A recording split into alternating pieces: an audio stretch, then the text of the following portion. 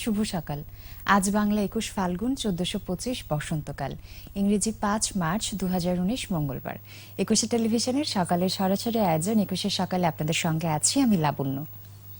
প্রিয় দর্শক, আজ অতিথি আড্ডায় আমার সাথে স্টুডিওতে উপস্থিত আছেন তরুণ প্রজন্মের একজন প্রতিভাবান নৃত্যশিল্পী ও অভিনেত্রী সিনথিয়া ইয়াসমিন। আজকের আমন্ত্রিত অতিথির সাথে সরাসরি কথা বলতে ফোন করুন ৮১৮9925 এবং ৮১৮9926 নাম্বারে। চলুন চলে যাই অতিথি আড্ডায়। শুভ সকাল সিনথিয়া, কেমন আছো? শুভ সকাল, খুব ভালো আছি। তুমি কেমন আছো? আমিও খুব ভালো আছি। আজকে আমার একজন কাছের মানুষ, কারণ আমরা একই ক্ষেত্রের মানুষ, এজন্য আমার আনন্দ অনেক বেশি। হ্যাঁ, আমারও খুবই ভালো লাগছে যখন আমি দেখলাম যে তুমি আছো এখানে আর আমরা আড্ডা দিব সকাল সকাল। তো সকাল নিয়ে যেহেতু কথা বলছিলাম, আমি দেখছিলাম যে তুমি খুব ফাস্ট রেডি হচ্ছিলে প্রোগ্রামের জন্য। তো প্রতিদিনের সকালগুলো কেমনই? হ্যাঁ, প্রতিদিনই অলমোস্ট প্রতিদিনই সকালটা এইভাবেই আমার শুরু করতে হয়, খুব তাড়াতাড়ি করে রেডি হয়ে। না হয় নাটকের শুটিং থাকে, না হলে নাচের কোনো রেকর্ডিং থাকে, আর না হলে এরকম কোনো লাইভ থাকে, কোনো প্রোগ্রাম, মানে কিছু না কিছু থাকেই আর কি এভরিডে মর্নিং। বেশ ব্যস্ত সময় কাটছে, আর বিশেষ করে এখন যে সময়টা আমরা পার করছি এটাকে আমরা বলে থাকি যে প্রোগ্রামের সিজন, শো এর সিজন। নৃত্যশিল্পী, সঙ্গীত শিল্পী, উপস্থাপক, মানে সবাই একদম শো নিয়ে অনেক বেশি ব্যস্ত থাকে এখন। আমি দেখছিলাম তুমি হয়তো কালকে কক্সবাজারে, আজকে গাজীপুরে, এরকম অবস্থা যাওয়া আসার মধ্যে, এখানে এসো ওখানে এসো। তো একটু ফার্স্টে শো দিয়ে স্টার্ট করি, যেহেতু এখন খুব নাচের শো নিয়ে ব্যস্ত সময় পার করছো। তো শো নিয়ে শুনবো, এর মাঝে কি কি শো করলে? এর মাঝে অনেকগুলো, মানে অলমোস্ট প্রতিদিনই তো আমার শো থাকছে। তো আমি স্পেসিফিক ভাবে কয়েকটা নাম বলতে পারবো, যেমন কাস্টমস অফিসের শো ছিল চিটাগাঙে, তারপর কক্সবাজারের শো ছিল, কক্সবাজারে কাদের শো ছিল আমার ঠিক মনে পড়ছে না, বাট শো ছিল। তারপর গাজীপুরের শো ছিল স্মার্ট একটা গ্রুপ। আচ্ছা আচ্ছা। তারপর সামনে আরো আছে, আমার ৮ তারিখে নারী দিবসের প্রোগ্রাম আছে, তারপর ৯ তারিখে আছে পিএম এর শো, মানে আমাদের প্রধানমন্ত্রীর সামনে খুব ব্যস্ত একটা সময় কাটছে। তো একটু নাচের পেছনের কথা শুনতে চাই, যে এই যে পরপর শো গুলো করছো, সেগুলো পরপর রিহার্সাল থাকছে, তো একটু রিহার্সালের এক্সপিরিয়েন্স শুনি, কারণ নাচের শো থেকে মনে হয় নৃত্যশিল্পীদের রিহার্সালের ওই ফ্লোরটা অনেক, মানে আরো বেশি আনন্দের, তাই না? অনেক বেশি। আর আমি যেহেতু নাচকে অনেক বেশি ভালোবাসি, আর নাচ করার আগে, শো করার আগে আমি বিলিভ করি যে আমাকে রিহার্সাল করতে হবে। যদি আমি রিহার্সাল না করে আমি স্টেজে উঠি, তাহলে দেখা যায় যে আমার পারফরমেন্স আর কনফিডেন্স তো ল্যাক করে, আর পারফরমেন্সটাও ভালো হয় না। তাই আমি অনেক বেশি প্র্যাকটিস করতে পছন্দ করি। বাহ, এটা খুব মানে ভালো একটা অভ্যাস নিজের মধ্যে, যে রিহার্সাল নিয়ে সিরিয়াসনেস। এটা আসলে প্রত্যেক শিল্পীরই, যে কোনো সেক্টরের শিল্পীরই পেছনের হোমওয়ার্কটা অনেক বেশি সিরিয়াসলি করা উচিত। তো নাচের শো এর কথা শুনছিলাম, এবার একটু নাটকের প্রসঙ্গে যাই। এখন সিরিয়াল কি, মানে সিরিয়ালের ব্যস্ততা কেমন? সিরিয়ালের ব্যস্ততা চলছে, নাটক নাচ এই নিয়েই চলছে আমার জীবন। মানে দুই ক্ষেত্রেই আমি একদম সমানভাবে ম্যানেজ করে কাজ করছি। নাটক আছে এখন প্রিয় দিন প্রিয় রাত, সালাউদ্দিন লাবলু ভাইয়ের যাচ্ছে চ্যানেল আইতে। আর নতুন ওয়েব সিরিজ করেছি, এই নারী দিবসের একটি সিঙ্গেল নাটক করেছি, টেলিফিল্ম, আমাদের হেলেন নামে। আর এই তো চলছে। আচ্ছা, তো এই যে নারী দিবসের যে নাটকটা, সেখানে অবশ্যই নারী কেন্দ্রিক চরিত্র, বা একদম মানে নারীকে ফুটিয়ে তোলা, সাধারণত যেরকম সিনারিও আমরা দেখি। একটু এই নারী দিবসের যে সিঙ্গেল নাটকটার কথা বললে, এইটার ক্যারেক্টারটা নিয়ে একটু শুনি, কো আর্টিস্ট কে ছিল, নাটকের থিমটা কেমন ছিল? শিপন। আচ্ছা, সিনেমার হিরো শিপন ভাই ছিল, আর নুসরাত ইমরোজ তিশা আপু ছিল। আচ্ছা, আমি আর নুসরাত ইমরোজ তিশা আপু দুইজনই আর কি শিপন ভাইয়ের গার্লফ্রেন্ডের ক্যারেক্টার করছিলাম। প্রথমে আমি তার গার্লফ্রেন্ড থাকি, বাট পরে আমাকে সে, মানে আমি তাকে ভুল বুঝে চলে যাই আসলে, কিন্তু কিছুই ছিল না তিশাপুর সাথে তার রিলেশন, বাট আমি মনে করি যে তাদের মধ্যে কোনো রিলেশন হয়েছে। দ্যাটস আমি তখন তাকে ছেড়ে চলে যাই, আর কি ব্রেকআপ করে আমি চলে যাই, এমন একটা ক্যারেক্টার ছিল। আচ্ছা, কদিন শুটিং করেছো?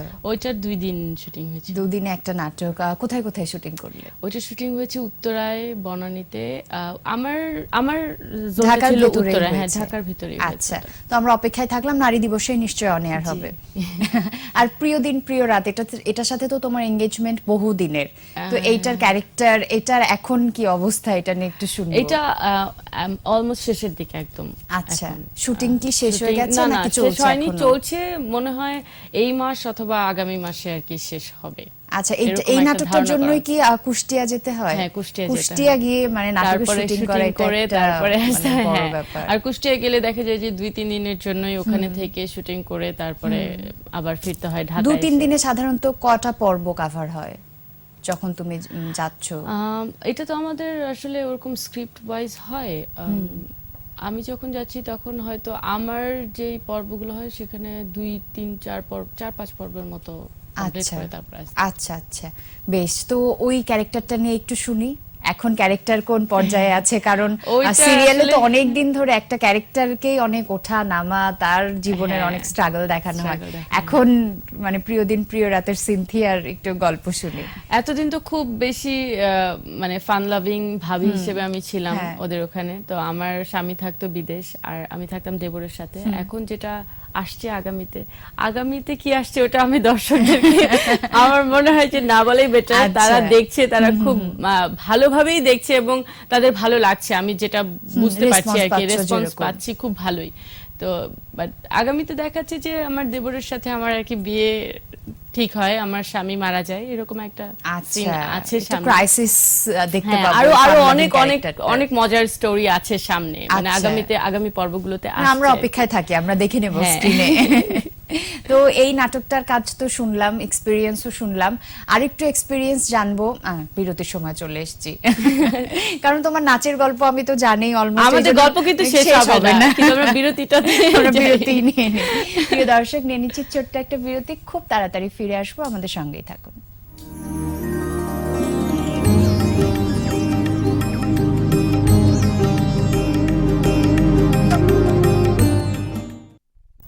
বিরতির পর আপনাদের সবাইকে স্বাগত 21 সকালে সরাসরি আয়োজনে।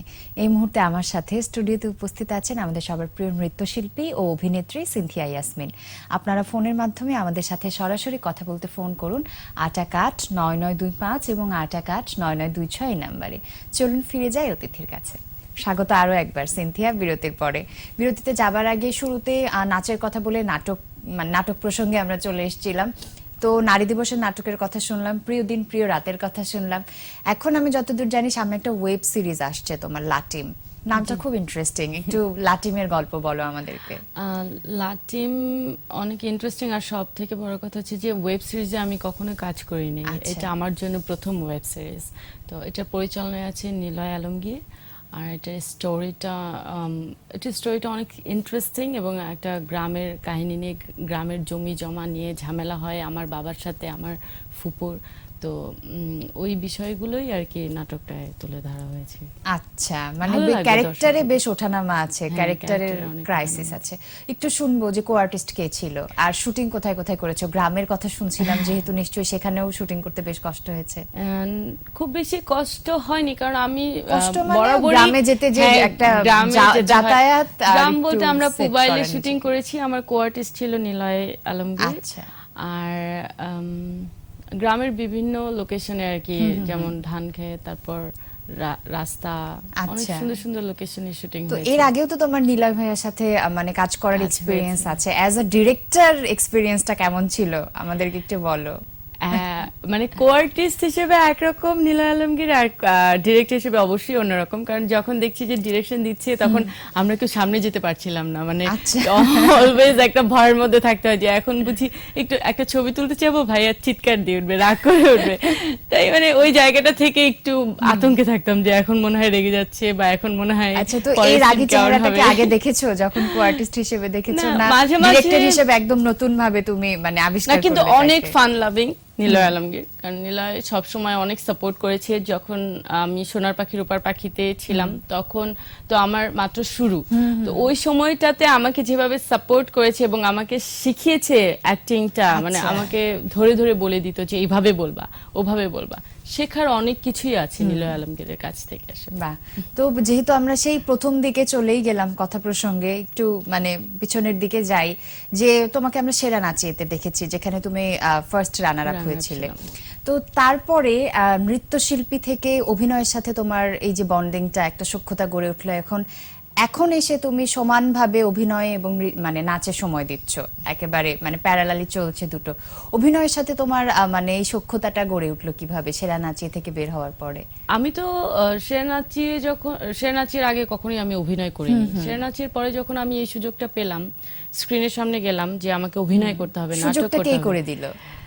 সুযোগ চ্যানেল আই থেকেই এসেছে আমার। আচ্ছা। আর প্রথম কাজ ছিল মান্নান হীরার মানে পরিচালনায় একটা টেলিফিল্ম, তারপরে পেয়েছি আমি সালাউদ্দিন লাবলু ভাইকে। বাহ। তো সালাউদ্দিন লাবলু ভাইয়ের ওখানে যেই আসলে আমার শেখার শুরুটা হয়েছে, মানে কারণ যেহেতু এটা ধারাবাহিক নাটক এবং আমি অনেকটা সময় ওখানে পার করেছি, তো লাবলু ভাই অনেক শিখিয়ে দিত যে কিভাবে অ্যাক্টিং করতে হবে, কিভাবে তাকাতে হবে, কোন দিকে তাকাতে হবে। আমি পারতাম না, কিন্তু আমি চেষ্টা করতাম। আচ্ছা। তো যখন চেষ্টা করে নিজেকে প্রথমে আমি দেখলাম স্ক্রিনে যে হ্যাঁ আমি অভিনয় করছি এবং সবার কাছ থেকে আমি ইন্সপায়ারেশন পাচ্ছি, মানে সবাই আমাকে উৎসাহ দিচ্ছে যে না তুমি খুব ভালো করছো ভালো করছো। আর সব থেকে বেশি উৎসাহ তো আমাকে লাবলু ভাই দিয়েছে যে বাহ। হ্যাঁ তুমি পেরেছো এবং তুমি খুব ভালো করছো। তো এই উৎসাহগুলো পেতে পেতে অভিনয়ের প্রতি ভালোবাসা আমার জন্মই গেছে আর কি। আর এখন তো অভিনয় ব্যস্ততা আছেই সব আছেই। সময়। তো সেরা নাচিয়ের একটু গল্প বলো আমাদেরকে, সেরা নাচিয়ের জার্নিটা কেমন ছিল তোমার জন্য?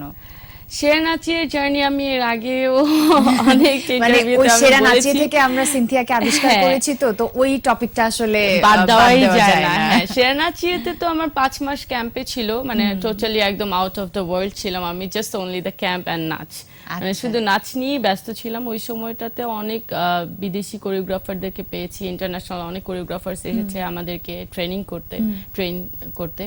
তো মানে তখন নাচ নিয়েই সারাক্ষণ ব্যস্ত থাকতাম আর নতুন নতুন স্টেপ শিখতাম, নতুন নতুন ফর্ম শিখতাম। তো ওখানেও আমার শেখাটাই ছিল মেইন উদ্দেশ্য। সিনথিয়া কি খুব প্ল্যান করে এগোয় নাকি লাইফ যেভাবে চলছে চলুক?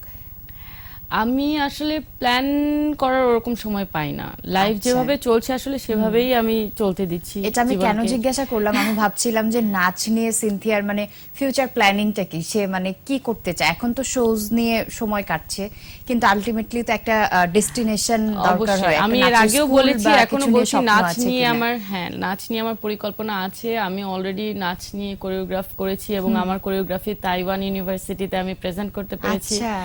এবং কোরিওগ্রাফি আমি মালয়েশিয়াতেও করেছি। ইন্টারন্যাশনালি আমি নিজে কোরিওগ্রাফ করেও আমি প্রোগ্রাম করছি, কিন্তু এখনো পর্যন্ত আমি কোনো ইনস্টিটিউশন আমি করতে পারিনি। বাট ইন ফিউচার আমার এটা একটা স্বপ্ন যে আমি আমার একটা ইনস্টিটিউট আচ্ছা। ওপেন করব।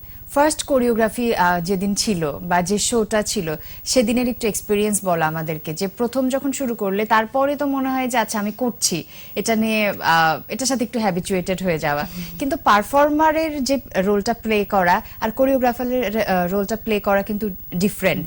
একটু শুনবো এবং কোরিওগ্রাফিটাও কোরিওগ্রাফিটাও কিন্তু হুট করেই আমার করা না, কোরিওগ্রাফির ক্লাস ট্রেনও আমি করেছি। এবং কোরিওগ্রাফির যে ট্রেনিংটা আমাকে দিয়েছে সে ছিল হচ্ছে Kathleen Waits from New York. তো উনি আমেরিকা থেকে এসে আমাদের সাথে 6 মাসের একটা রেসিডেন্স ক্লাস করেছে, আচ্ছা। মানে আমাদেরকে করিয়েছে। ওটা কি ওয়ার্কশপের মতো ওইটা ছিল? ওয়ার্কশপ ছিল আচ্ছা। এবং ইটস অলমোস্ট এভরিডে আমার ওই ক্লাসটা ছিল, মানে 6 মাস টানা আমি ওই রেসিডেন্স করেছি ফ্রম সাধনা উপমহাদেশীয় সাংস্কৃতিক কেন্দ্র থেকে আমি এই সুযোগটা পেয়েছিলাম। তো কোরিওগ্রাফি যে আমি হুট করেই করেছি তা কিন্তু না, আচ্ছা। আমি কোরিওগ্রাফিটাও শিখে তারপরে আমি কোরিওগ্রাফি স্টার্ট করেছিলাম। বাহ, ফার্স্ট শো কোনটা ছিল তোমার কোরিওগ্রাফিতে? আমার কোরিওগ্রাফিতে ফার্স্ট শো ছিল মালয়েশিয়া চেম্বার্স অফ প্রথমেই কমার্স। একটা ইন্টারন্যাশনাল প্ল্যাটফর্মে তুমি তোমার কোরিওগ্রাফি প্রেজেন্ট করতে Present পেরেছো, করতে পেরেছি। মানে চমৎকার একটা ব্যাপার। সেটা মানে কোর্স কমপ্লিট করার কতদিনের মধ্যে ছিল সেটা? ওইটা কোর্স কমপ্লিট করার ঠিক 2 মাসের মধ্যেই ছিল, 2 মাস পরেই ছিল। বাহ, টিমটা নিয়ে একটু বলো যে কতজনের টিম ছিল, কিভাবে সেই কাজটা ওখানে করলে? চারজন নাচের টিম ছিল আর গানের টিম ছিল আর কি, আচ্ছা। টোটাল 12 থেকে 15 জনের একটা টিম গিয়েছিল। মালয়েশিয়াতে। আর এরপরে যে তাইওয়ানে গেলাম, সেখানে শুধুমাত্র নাচের শিল্পীরা ছিলাম, আমরা 8 জন শিল্পী, সিলেক্টেড 8 জন আচ্ছা। ছিলাম, তাদের মধ্যে আমিও একজন ছিলাম। বাহ, চমৎকার।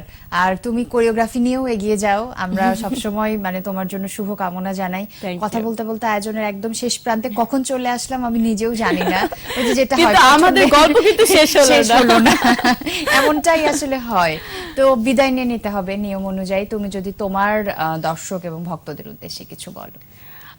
আমি আমার ভক্তদের উদ্দেশ্যে বলতে চাই, আপনারা আমাকে আসলে অনেক উৎসাহ দিচ্ছেন এবং আমি যে কাজগুলোই করছি আপনাদের কাছে ভালো, আশা করি ভালো লাগছে, এবং আপনারা যেভাবে আমাকে বলছেন এবং জানাচ্ছেন যে আমি ভালো করছি, আমি আগামীতে আরো ভালো করতে চাই এবং আপনাদের দোয়া চাই, সেই জন্য আপনারা আমার সাথেই থাকবেন। ধন্যবাদ। বাহ, বিদায় নিয়ে নিচ্ছি আজকের মতো। প্রিয় দর্শক, কথা ছিল আমাদের আজকের অতিথির সাথে। 21শে সকালের আজকের আয়োজন এখানেই শেষ করছি। দেখা হবে আগামীকাল অন্য এক প্রিয় মুখের সাথে নিয়ে। সে পর্যন্ত সবাই ভালো থাকুন, সুস্থ থাকুন। শুভ সকাল।